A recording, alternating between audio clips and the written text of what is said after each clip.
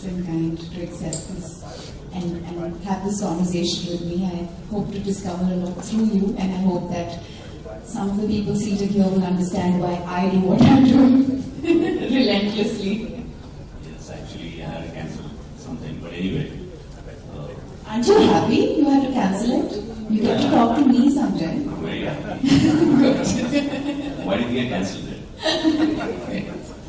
So I was told that you're going to have this conversation in the fireplace with Diya Mirza, and I said, in my mind, I said, why Diya Mirza? And then I started Googling her and seeing the relevant work that she's done towards, bringing towards sending public messages for sustainability, for recycling, and especially that earth message that you sent across. That was brilliant. Those the eyebrows moving and the words across. So the message there was that recycling is really important, and she's actually, there's so many causes that she's fighting for that it's so really interesting to know. And then I found out that her father is an architect as well. Yes, he was. That's true. I grew up amidst models. Not the variety that I eventually became, but the ones that everybody in this room knows really well.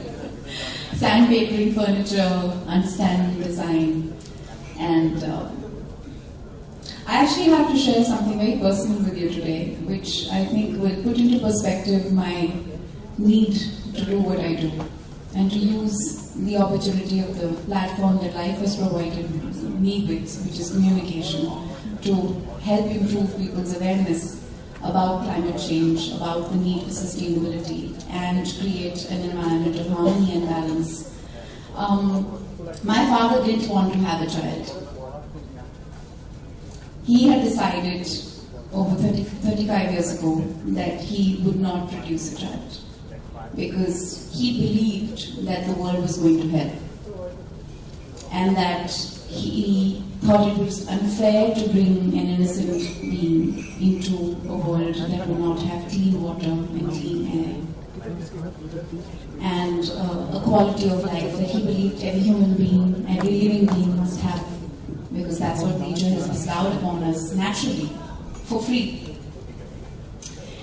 And I am 35 years old, recently married, and I see myself posed with the same fear, asking the same questions, whether this world that we currently live in is one in which I would like to bring an innocent being into. And especially because I'm an urban dweller, I live in a city, I can't afford to up and leave to the mountains or to a greener environment that would have cleaner air and cleaner water. But I live here, in the midst of a concrete. I hate to use the word jungle because jungles are so beautiful. I don't know why concrete spaces are called jungles, because they don't really reflect the truth that the jungle does. And that one unifying truth is that every living being is connected. So I can't up and leave. I'm living here. I have to deal with the serious threat that I think every urban dweller is dealing with, which is the risk to health, the risk to life, and the risk to progress in our truest sense. And I hope that our conversation here today, Sanjay, will give us the opportunity to explore how much better can we do, and why it's important for us to do better. I really want to discover some of the challenges that you face as an architect in convincing people why it's important and pertinent to create an ecological balance in development, in the living spaces that you create for people. Because I think that what becomes very, very evident every time there is any kind of discourse on environmental conservation or finding a balance, or when development is discussed, people say there will always be collateral damage. Trees will be cut for roads to get built. That is the collateral damage. And it's always a conversation between them and us. Government bodies perceive environmentalists as them. They're the bad guys. They are the spanner in the wheel. They don't allow things to move forward. When in fact I think what they're actually trying to do is save everyone and save everybody from the threat of loss of life, loss of health, degeneration, and the rest. And I think, and this comes from a lack of awareness and a lack of understanding. So please tell me, as somebody who has won so many awards for the extraordinary work you've done, you've gone to so many places, you've done such amazing work, what is the one challenge that you always face in convincing the people that you're doing projects for that what you want to do is the right thing to do? We were just discussing this earlier. You know, when in an architectural project, if 100% is about doing the project right, 5% is doing the design, 60% is convincing the client that what you're doing is right and is good for the ecology and for the environment, and the balance 40% is actually seeing the project come through the way it is envisaged, especially in India. Just to put in perspective, I mean, Bombay has grown from 20,000 acres 4 decades ago to 150,000 acres. But look at Pune. In the same time, it has grown from 2,000 acres to 111,000 acres. I mean, that's huge. So what's happening is Pune used to be this little city that people used to travel 3.5 hours to go. But now, if you leave Bombay and you go towards Pune, it's almost like you haven't left the city, because it's, except for the little mountain in the middle, which you have to cross, Bombay has extended all the way, Pune has extended all the way. In the process, all the natural resources have been removed. And convincing a developer to create landscape spaces that are required is have you ever told a somebody Herculean not task. to build here? That you should not be building here. Have you I ever told have. somebody? I have. Because sometimes the site is so beautiful, you don't want to build anything there. But coming back to that, you know, so most developing countries, or most developed countries, have a lot of work which is done by the government, and they do the master plans, and then there are portions and parcels given to other people. In India, unfortunately, 95% of it is done by private developers, and private developers are essentially working towards profit. So, But a skewed idea of profit, which is essentially short-term yes, money, yes. right? But not long-term sustainability, and that is also of their own life. And You know, just leave 10% open space. I think it should be mandatory to make 50% open space. You have to leave 50% open space. There are projects that we've done which you generated 150% on the same plot. In terms of garden at the bottom, garden on terraces, and garden in balconies and all of that. So 50% should be the bare minimum that you leave. You have to ensure that there is open space. But that will only come from understanding how important that open space is. Right now, nobody wants to give open space. Forget open spaces, nobody wants to leave any space. That's true. Because they want to make money. Yeah. I mean, look at the whole of Bandra, Juhu, buildings are starting out virtually from the road. Okay, waste management is a huge area that I've been focusing on, and I really want you to share with us, because I keep thinking about the population density in an area, and then I think about the consumption of that population density, and I also wonder where all that waste is going to go. It's showing up, it's landing up in our drainage, it's landing up in our oceans, our seas, our rivers, our forests, in our intestines, our kidneys, and where not, in the form of cancer, heart disease. And we are hurting ourselves because we're not managing our consumption better and we're not managing our waste better. Tell me, Sanjay, as somebody who understands Mumbai, especially you who understands Mumbai as well as you do, what do you believe is an urgent solution on waste management solutions for Mumbai? We had Deonar burning up. We discovered that when Deonar was burning, we were burning our e-waste and we were burning plastic waste, and we continue to see it. But what are the things that buildings, development, corporations can do to improve waste management? First is the building process itself. So there must be a rule that says that when you do it, Better driveway segregation. yeah, not a single amount of waste of construction debris has to get out of this site, and there are ways to do it. We're doing a township in Rajasthan where every single part of the debris is reused. Even the scaffolding is being reused to make furniture. So there's not a single thing that goes out of this site. Do you save money by reusing? You of course save money by reusing. Well, we're trying to give you incentive here. So you save money by reusing. Great. Okay. And waste management, separating all of it, taking care of it, and there are so many ways that you can recycle and use part of it back again. I mean, look at Gift City today is one of the first fully planned cities in the country that are coming up. It's been very slow because it was difficult to get people to move there. Gift City, for those of you who don't know, it is between Ahmedabad and Gandhinagar. It's a brand new city, 900 acres. They've built sewage tunnels below the road on the site, which are 6 meters wide and 8 meters high. So a truck can go in, which means a road never gets dug up. Look at what's happening in Bombay. So you build a road, so again you're wasting.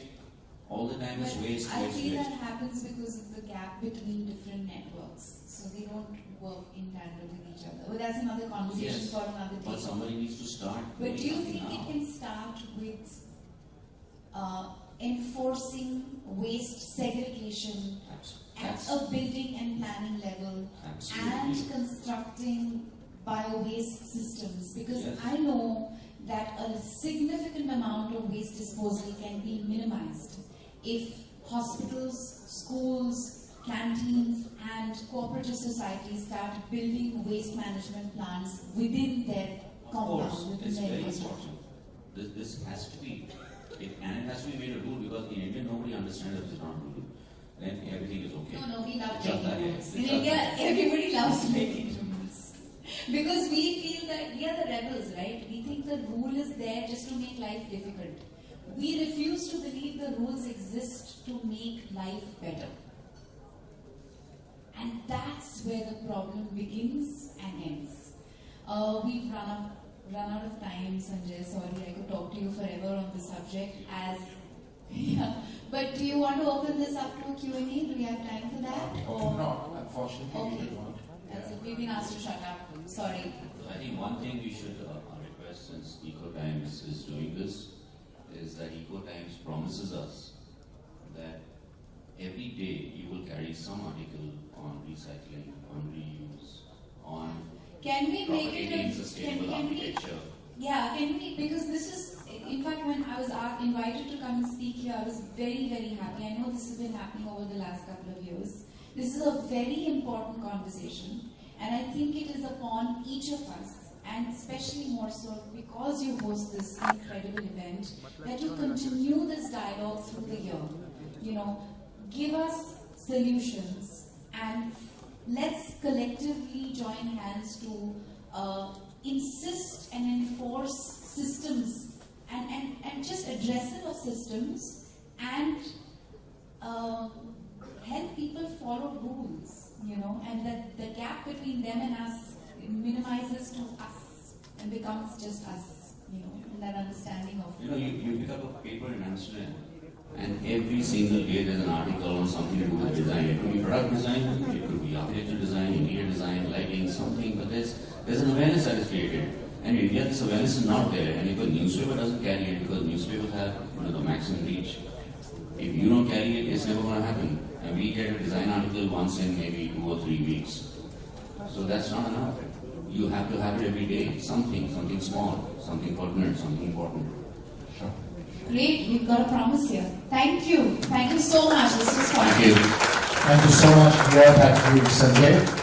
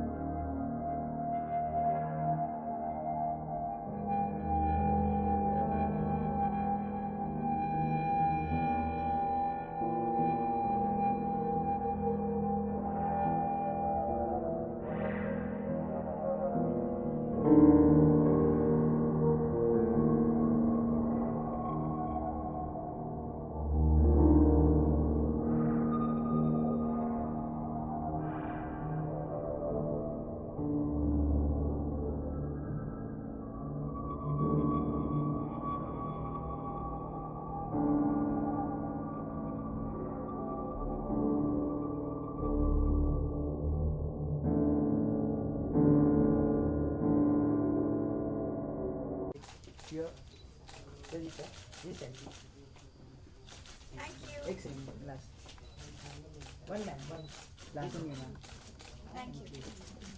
Thank you. Thank you, thank you. That's all. Were you in this session? Did you enjoy it? Very much. You know, like we just met Diya day before yesterday for an event.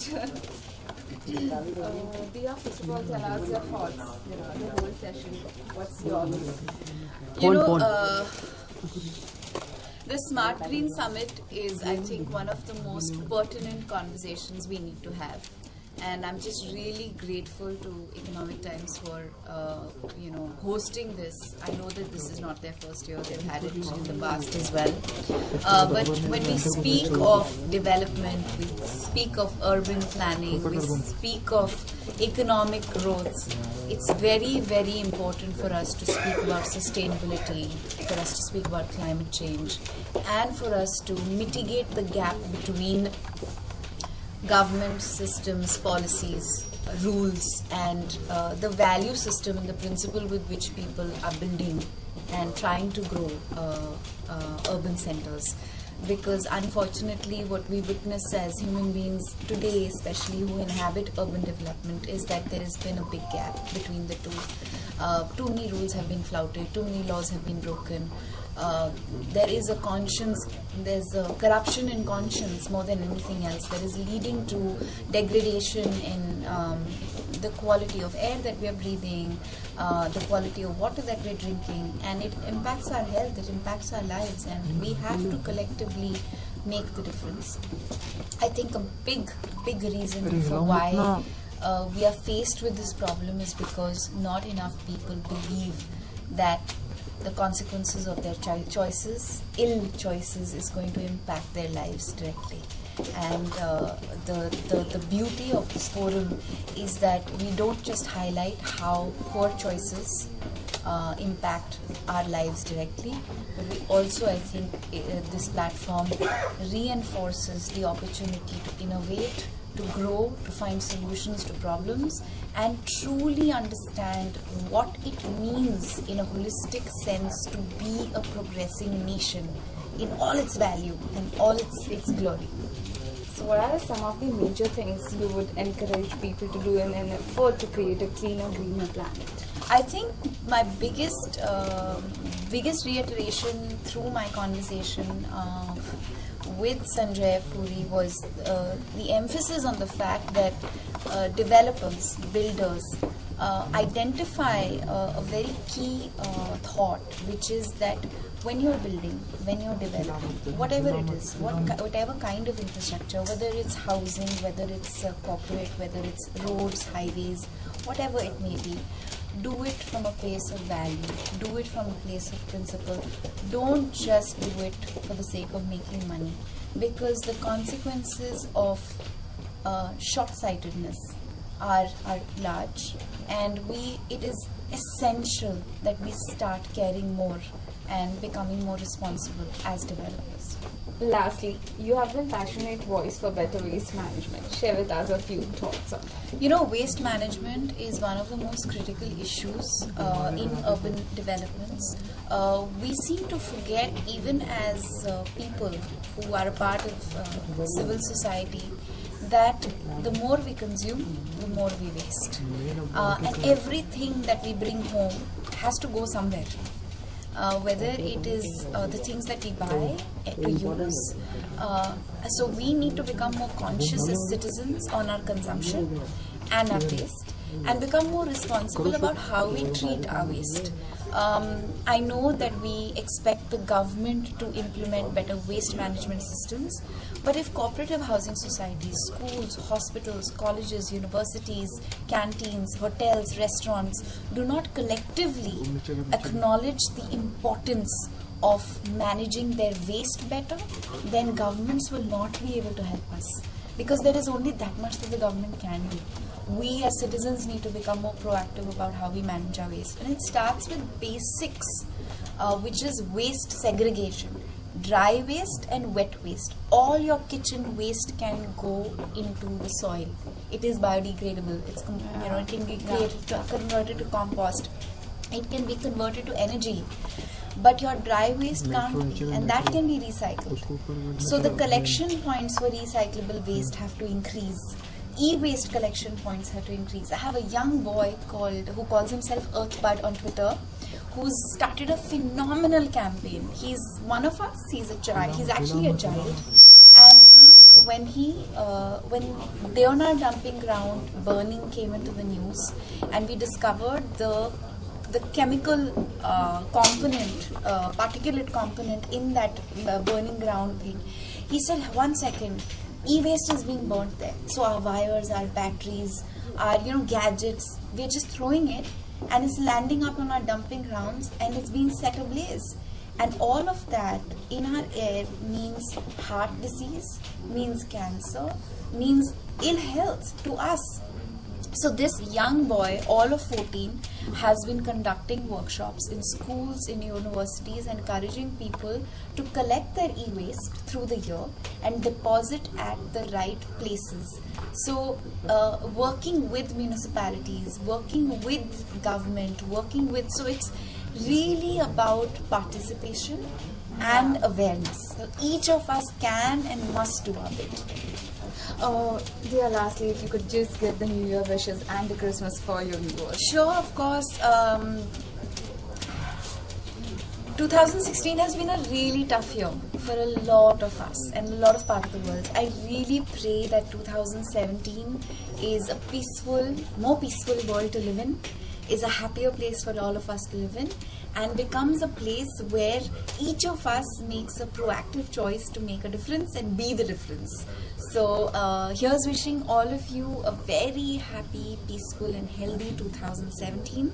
May all our collective dreams come true, and may we become the change. Thank you.